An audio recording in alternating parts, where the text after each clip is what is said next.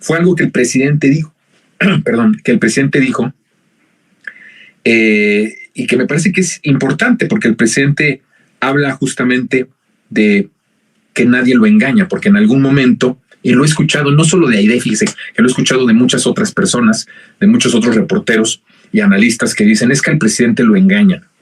¿Lo ha escuchado usted o lo ha visto? Es que al presidente no le informan bien o le están mal informando al presidente, ¿no?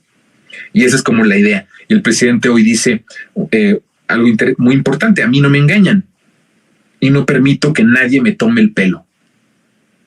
O sea, porque Aide estaba diciéndole, no, es que le están informando mal, lo están engañando, usted no está informado sobre esto. Y el presidente es pues muy contundente en decir, a mí nadie me engaña y nadie me toma el pelo. Incluso hizo ahí como una broma, ¿no? Que solo su peluquero, que se llama Álvaro, por cierto, su peluquero, Alvarito, mi tocayo. Entonces, bueno, pues eso dice el presidente. Sí, fíjense, creo que es bien importante eso. Imagínense ustedes, ya hay un monólogo de esto, de cómo llega el presidente después de que termina toda esa euforia, ¿no? Popular cuando toma protesta y todo este festejo en las calles. Y cuando ya entra a Palacio Nacional, el presidente ya se encuentra con la realidad de toda la información que ya empezaba a adquirir y ya empezaba a tener desde que era presidente electo.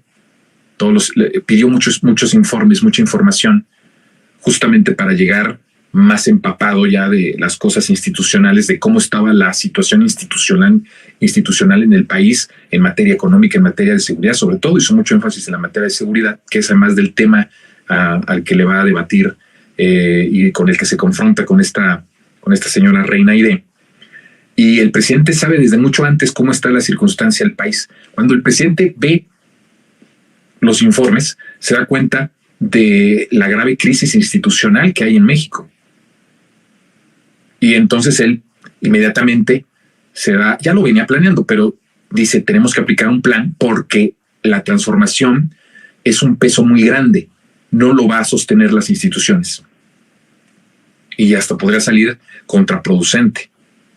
Entonces, el presidente cambia al plan, que el presidente siempre tiene planes. Él tiene el plan A, el B, el C, el D y el que usted quiera, ¿eh? No cree usted que se limita al plan C nada más, ¿no? Él tiene muchos planes. Pues y por eso es el político más brillante de este país. Siempre está pensando, va muy adelantado de nosotros. Y entonces él ya más o menos se había dado cuenta que las instituciones estaban en una situación muy podrida, que iba a ser imposible que sobre esas instituciones que estaban podridas, que estaban verdaderamente tomadas por el crimen organizado, por los poderes fácticos, por los intereses privados, por los intereses de Estados Unidos, sin duda alguna, sobre todo en materia de seguridad con la DEA. Y él dice, no va a sostener estas instituciones, a las que, por cierto, muchas de ellas mandó al diablo en 2006, al diablo con sus instituciones, acuérdense de esa palabra. Bueno, justamente como nunca antes habría tenido sentido esa frase, y que mucha gente también, porque no les gusta la confrontación, son unos hipócritas. Y entonces se molestaron muchísimo, se asustaron de que el presidente dijera al diablo con sus instituciones. Bueno, cuando llega el presidente a ver cuál es la situación de las instituciones, se da cuenta que sí, efectivamente están tomadas por el diablo. O sea, literal, tomadas por el diablo.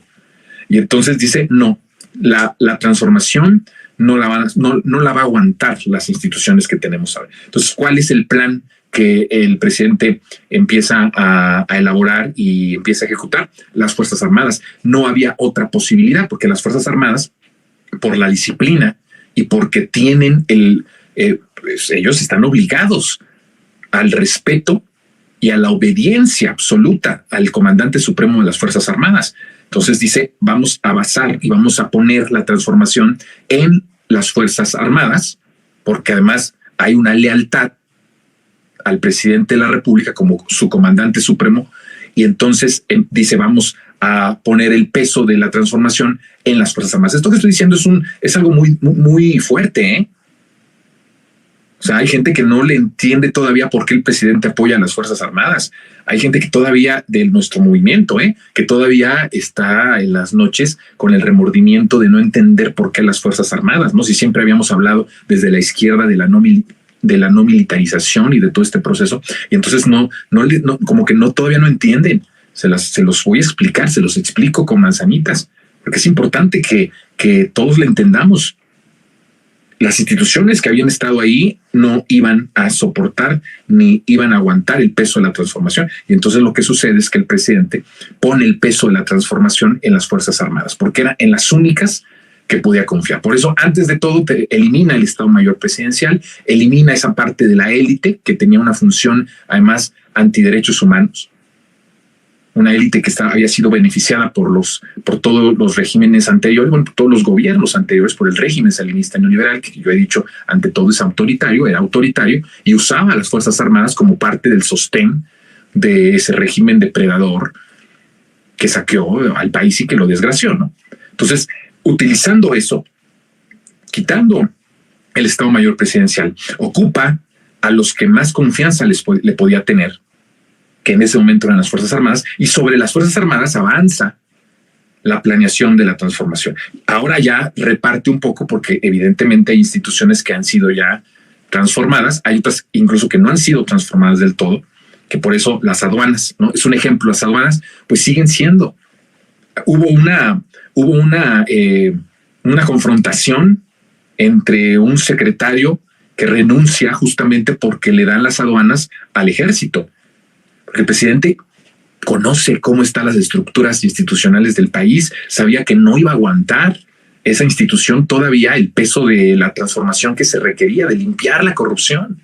Y entonces se los da a las Fuerzas Armadas. Si usted ve y hace un comparativo de cuando los civiles operaban las aduanas después que el presidente hace el cambio de que se encarguen las Fuerzas Armadas, hay una diferencia abismal en la cantidad de dinero que están obteniendo por la cuestión de las aduanas y la cantidad de corrupción que había en las aduanas y de cosas que empiezan a limpiarse. Desde que llega la Marina y el Ejército a hacerse cargo de las aduanas, hay un cambio verdaderamente sustancial.